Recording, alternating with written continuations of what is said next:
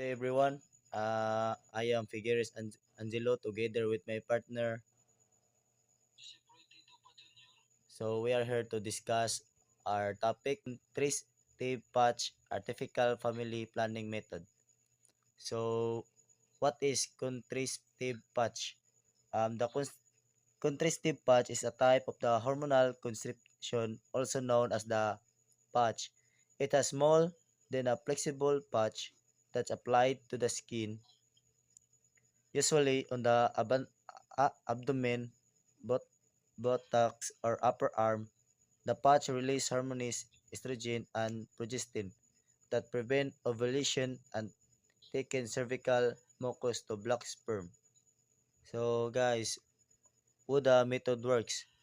So artificial or modern method in family planning include the use of method including pills, injectables, contraceptive patch, and IUD, condoms, and sterilization.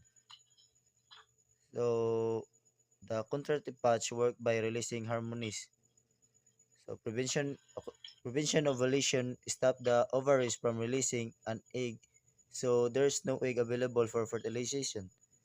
And thicken cervical mucus make it harder for sperm to reach the egg, blocking fertilization.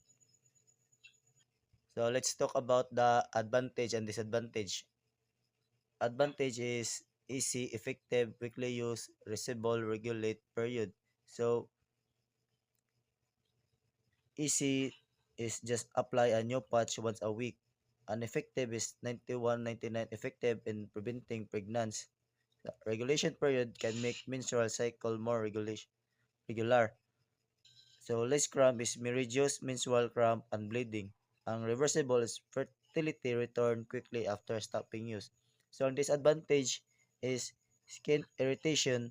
Some user experience skin irritation or rash. Hormonal side effect, breast tenderness, nausea, and hidachi. And third is patch visibility may be visible on skin. And four is require weekly change, need to remember to change patch. And five is not for everyone, not suitable for women with certain medical condition, blood clots high, and blood pressure. And I will give discussion to my partner, Dupa. So,